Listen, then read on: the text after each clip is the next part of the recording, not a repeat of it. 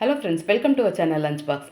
இன்றைக்கி நம்ம எல்லாரோட ஃபேவரட்டான ஒரு ரெசிபி தான் பார்க்க போகிறோம். சாம்பார் சாதம். நல்ல தலன்னு சூப்பர் டேஸ்ட்டில் இந்த சாம்பார் சாதம் பார்க்கறதுக்கு முன்னாடி நம்ம சேனலுக்கு ஃபஸ்ட் டைம் வரவங்க சேனலை சப்ஸ்கிரைப் பண்ணி பக்கத்தில் பெல் ஐக்கன் அழுத்தி அதில் ஆலையும் டிக் பண்ணிக்கோங்க. சரி வாங்க வீடியோக்கு போகலாம். இந்த சாம்பார் சாதம் பண்ணுறதுக்கு ஃபஸ்ட்டு நம்ம அரிசி பருப்பு ஊற வச்சுக்கலாம். ஒரு பவுலில் 1 கப்பு பொன்னி புழுங்கல் அரிசி, 1/2 கப்பு துவரம்பருப்பு, 1/4 கப்பு பாசி பருப்பை சேர்த்து இப்போ இதை நம்ம ஒரு பவுலில் அளந்து எடுத்துக்கலாம். நம்ம கரெக்டாக அளந்து எடுத்தால் தான் கரெக்டாக தண்ணி சேர்க்க முடியும். அப்போ தான் நம்ம நினச்ச மாதிரி நமக்கு சாம்பார் சாதம் சூப்பராக கிடைக்கும். இப்போ இதை நம்ம அந்த பவுலுக்கு மாற்றிட்டு இது கழுவி ஒரு 1/2 மணி நேரம் ஊற வச்சுக்கலாம். இது ஊறட்டும். இந்த பக்கம் ஒரு மசாலா வறுத்து அரைச்சிக்கலாம். ஒரு பேனை சூடு பண்ணி 2 ஸ்பூன் எண்ணெய் விட்டு இப்போ இதில் 1/2 ஸ்பூன் கடலைப்பருப்பு, 1 ஸ்பூன் உளுத்தம்பருப்பு சேர்த்து அப்படியே ஒரு 2 நிமிஷத்துக்கு வதக்கி விட்டுருவோம். இப்போ இது கூடவே 1 ஸ்பூன் மிளகு, 2 டேபிள் ஸ்பூன் தனியா சேர்த்து அதையும் ஒரு 2 நிமிஷத்துக்கு அப்படியே வதக்கி விட்டுக்கலாம். எல்லாத்தையும் ஒன்றா சேர்த்து வதக்கணுன்னா ஒன்று வறுப்படுற டைம் வேரி ஆகும்.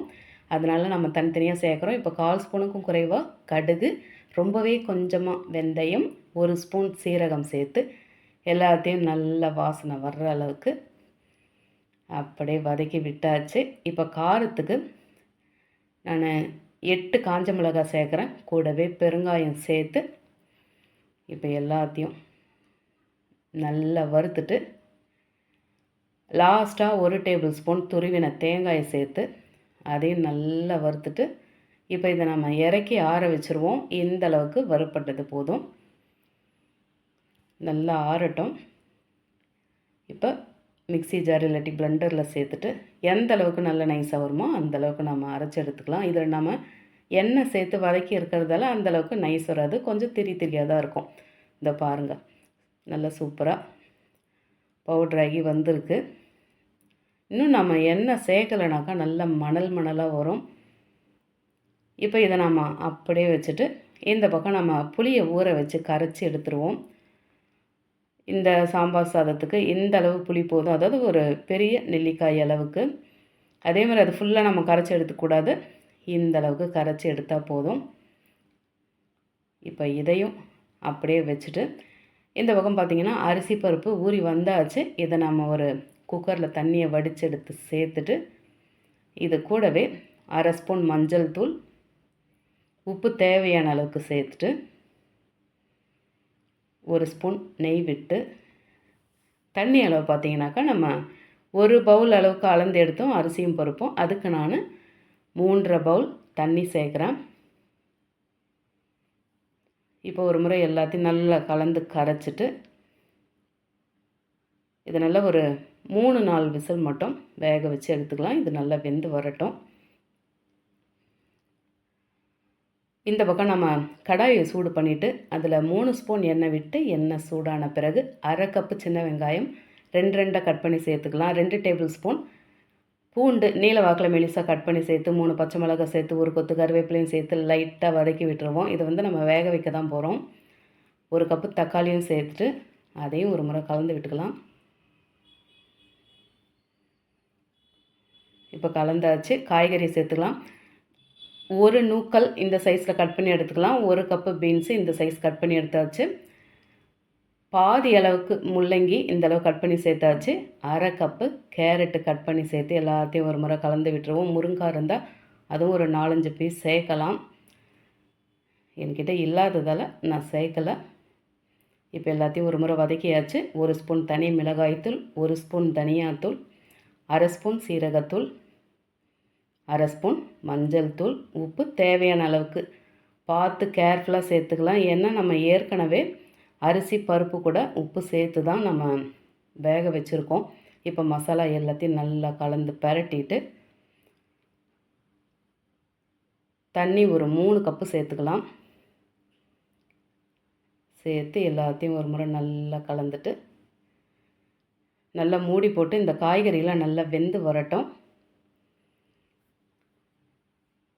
காய்கறி நடுவில் நம்ம செக் பண்ணிக்கலாம். எல்லாமே நல்லா வெந்து வந்திருக்கு, பார்க்கும்போதே தெரியுது. இப்போ இதில் 1/2 கப்பு ஃப்ரெஷ்ஷான பச்சை பட்டாணி சேர்த்து ஒரு 2-3 நிமிஷத்துக்கு நம்ம அப்படியே வேக வச்சுக்கலாம். இது நம்ம ஃபஸ்ட்டே சேர்த்துருந்தோம்னாக்கா ரொம்பவே குழஞ்சி போன மாதிரி இருக்கும். அதனால தான் நம்ம காய்கறி எல்லாம் வெந்து முடித்த பிறகு கடைசியாக சேர்க்குறோம். இப்போ நம்ம கரைச்சி வச்ச புளி தண்ணியும் சேர்த்துட்டு ஒரு முறை நல்லா கலந்துட்டு இதை மூடி போட்டு அந்த புளியோட பச்சை வாசனை போகிற அளவுக்கு ஒரு 2-3 நிமிஷம் அப்படியே கொதிக்க வச்சுருவோம். கொதித்து வந்தாச்சு. இப்போ திரும்ப ஒரு முறை நல்லா கலந்துட்டு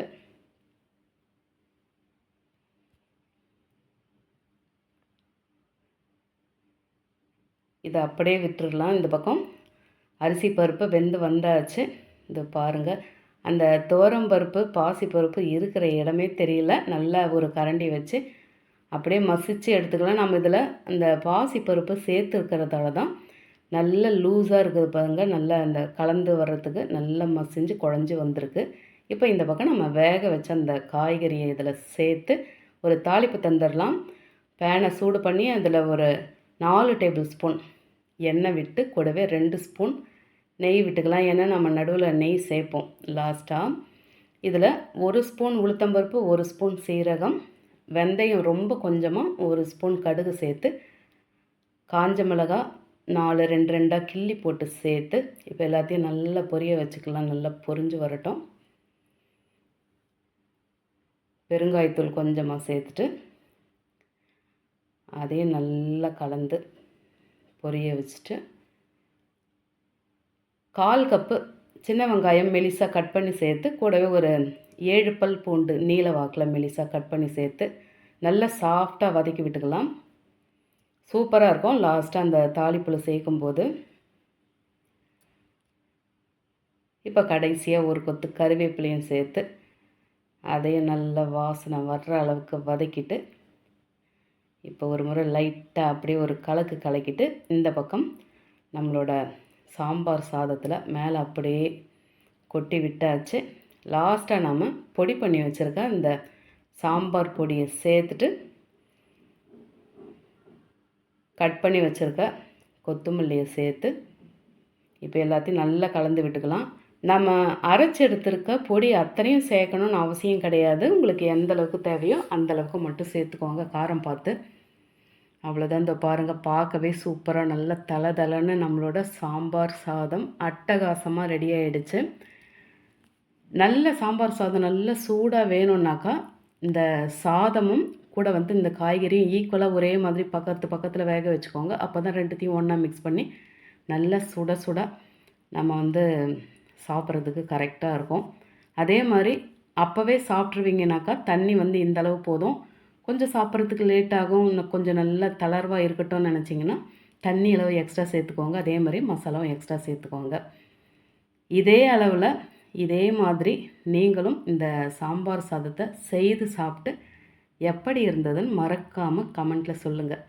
ரெசிபி பிடிச்சிருந்தா லைக் பண்ணிவிட்டு அப்படியே இந்த வீடியோவை மறக்காமல் உங்கள் ஃபேமிலி அண்ட் ஃப்ரெண்ட்ஸுக்கு ஷேர் பண்ணிக்கோங்க.